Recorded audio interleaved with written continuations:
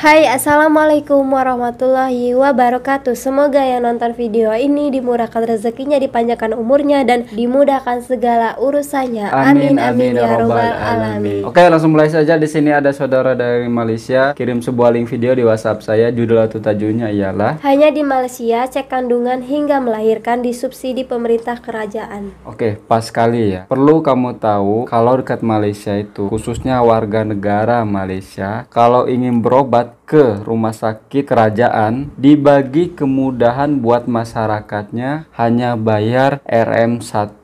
Tahu nggak nilainya RM1 itu? Gak tahu berapa. 3.400. Murah banget.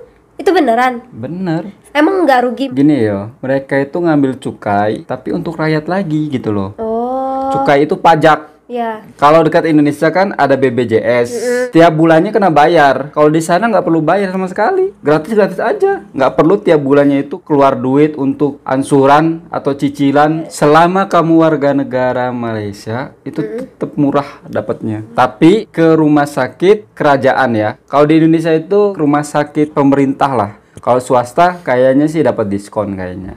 Oke, daripada penasaran sama-sama kan lihat, khususnya dia, supaya dia tahu macam mana di sana. Kalau saya kan ngereksen Malaysia itu udah cukup lama, jadi seluk-beluknya itu hampir semuanya tahu, tapi tidak keseluruhannya ya, hampir. Oke, hai teman-teman semuanya, assalamualaikum warahmatullahi wabarakatuh. Waalaikumsalam. Selamat datang di channelnya Farenza Dewi. Buat kalian yang baru saja bergabung di channel ini, jangan lupa untuk tekan tombol subscribe-nya di bawah. Dan jika kalian suka dengan video ini, jangan lupa untuk tekan tombol like.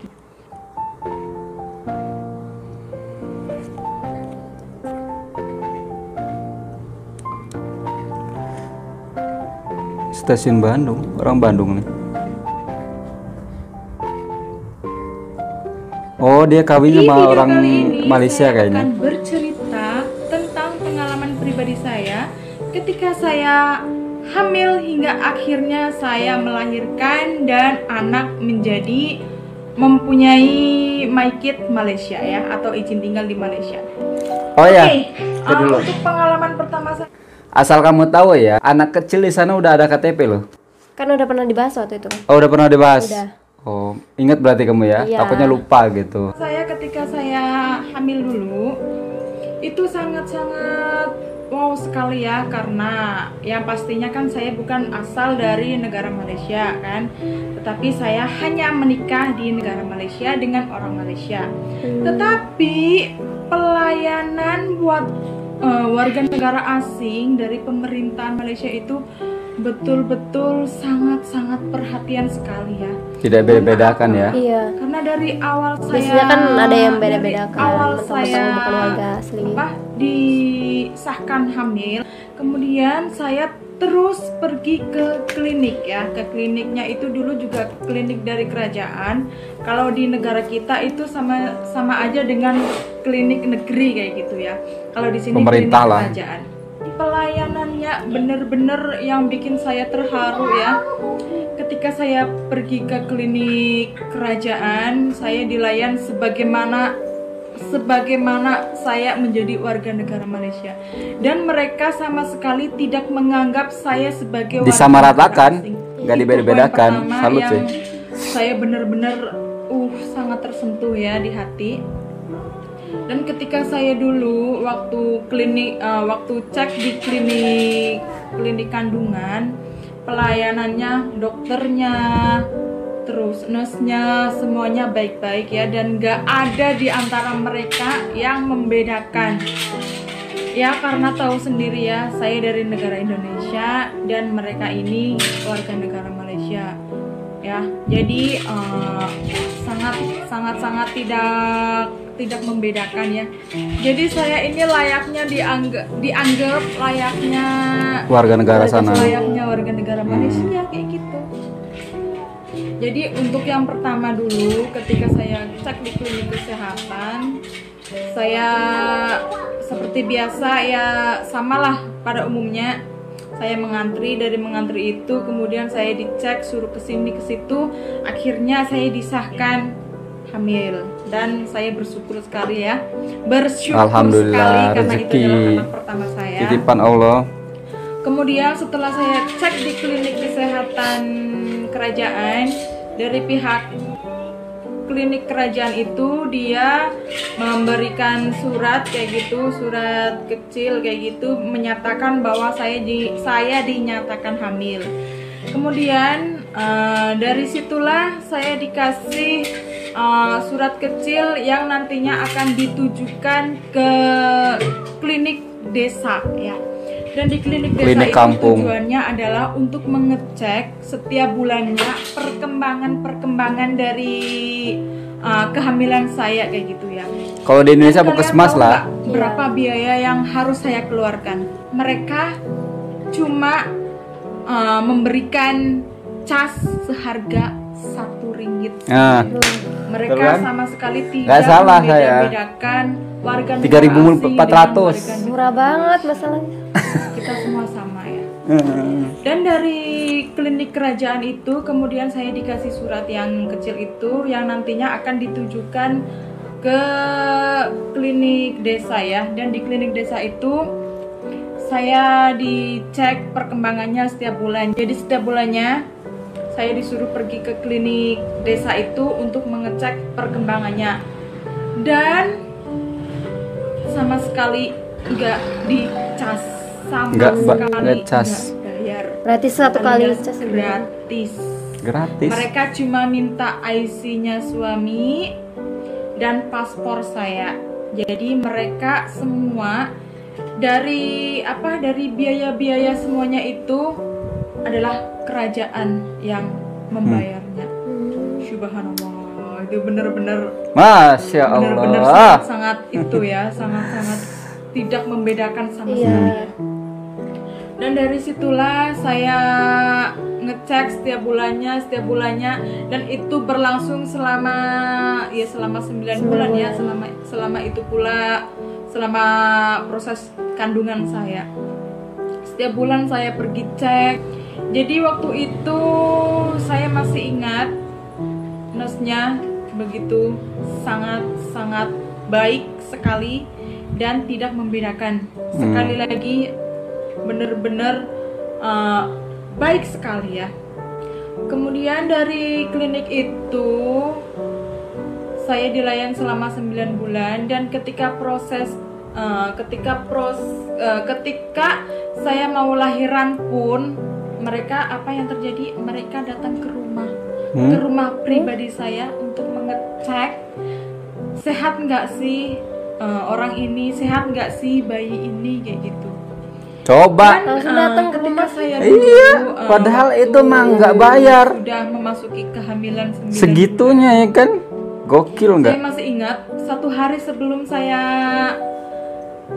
sebelum saya melahirkan, saya masih jalan-jalan dan jalan-jalannya itu ke rumah temennya suami saya ya. Dan tahu nggak, saya waktu itu naik motor di kehamilan saya yang sudah 9 bulan dan motornya itu motor Satria FU. Bayangkan. Satria. FU kan nongkrong gini ya? Iya. Seorang ibu hamil. Maksudnya yang dibonceng naik itu pasti nggak enak Satria banget. FU. Nggak nyaman. Dan Enggak, dia motornya- bawa motor. Oh dia mau motor. Cara Iya. jawabannya ya jengking-jengking ya gue ya. Iya. Oh kirain sama suaminya. Wetenge wis gede, karo jengking-jengking ya gue ya Allah. Itu benar-benar pengalaman yang sangat itu ya. Oke, dan dari situ kemudian malamnya saya sudah berasa sakit perut ya. Sudah berasa sakit perut dan malamnya juga saya nggak bisa tidur. Kemudian pagi sekitar subuh, masih bulan puasa ya, bulan puasa. Kemudian saya sudah mulai terasa kayak gitu ya, sakit perut, mules. Terus saya langsung ngomong sama suami saya, kok saya kayak sakit perut ya, kayak gitu. Kemudian setelah saya mengatakan itu dengan suami saya, nggak lama terus air ketubannya udah pecah. Dan air ketubannya itu pecah waktu itu saya terus turun, karena waktu itu saya masih tinggal bersama orang tua. Saya turun ke lantai bawah dan menemui mama saya lagi sembahyang subuh ya. Dan dari situ saya bilang ke mama saya, "Kok, Ma, ini air apa?" kayak gitu. Saya waktu itu benar-benar takut nggak tahu lah apa yang ada di pikiran saya. Pokoknya intinya saya takut. Terus saya bilang ke mama saya, "Ma, ini air apa kok keluar banyak banget?" kayak gitu. Terus nggak lama kemudian mama saya nyuruh cepetan pergi ke hospital kayak gitu. Aku dari situ udah ngeblank, udah nggak berpikiran apa-apa. Terus mama saya langsung ngasih sarung. Aku disuruh pakai sarung dan juga Sarung itu pelikat. Pokoknya Pelikat ganti bahasa Melayunya. baju yang besar kayak gitu ya. Karena kalau di sini ya, karena di sini sangat menghormati. Jadi untuk cara berpakaiannya itu juga harus menyesuaikan. Harus sopan ya, benar-benar. Jadi saya harus Ampun, memakai baju motor yang itu. besar. Waktu itu saya ingat saya memakai baju mama saya dan memakai kain sarung ya. Dan kemudian saya pergi ke hospital pergi ke hospital besar, dan hospitalnya itu hospital kerajaan.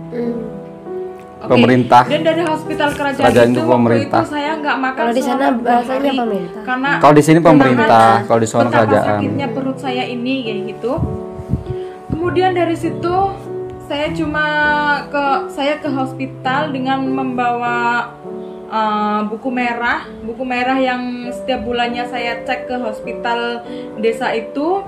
Kemudian saya terus ditarik masuk di hospital kerajaan itu, dan hospital kerajaan itu menyuruh saya untuk cepat-cepat pergi ke bilik Cemasan. kayak bilik istirahat kayak gitu ya, karena mereka mau mengecek semua kelengkapan dokumen saya dan juga kelengkapan surat-surat di buku merah itu. Jadi waktu itu saya benar-benar masih ingat sekali, nurse-nya, dokternya itu benar-benar baik sekali ya kepada saya.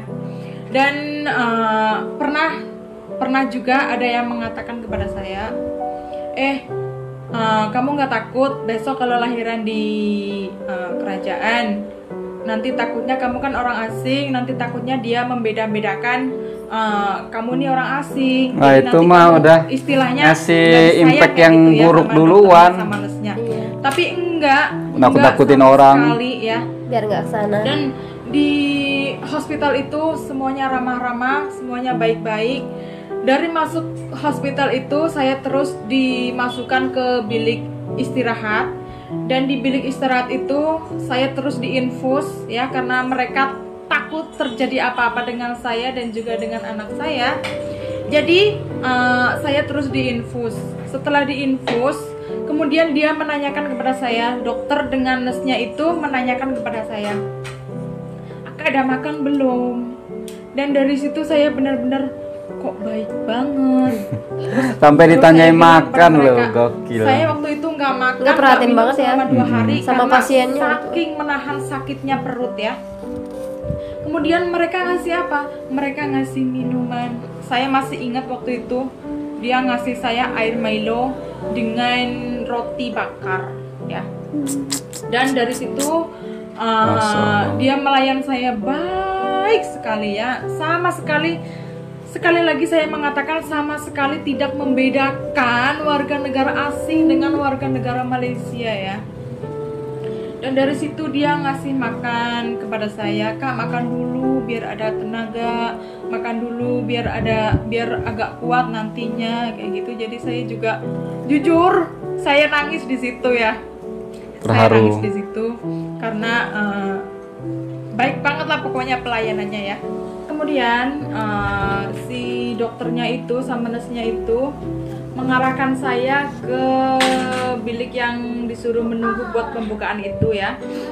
Dan di situ saya masih ingat banyak sekali teman-teman juga di sana yang lagi menunggu proses keluarnya si jabang bayi itu ya.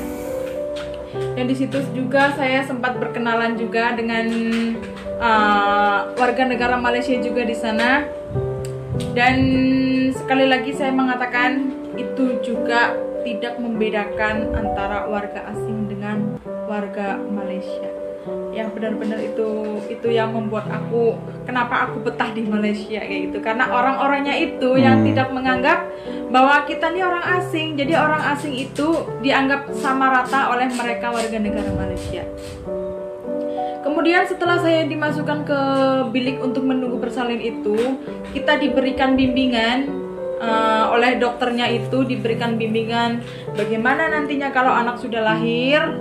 Kemudian ada juga pokoknya pengetahuan seputar bayi kayak gitu, karena dulu saya juga masih awam, nggak tahu bagaimana nantinya kalau sudah punya anak.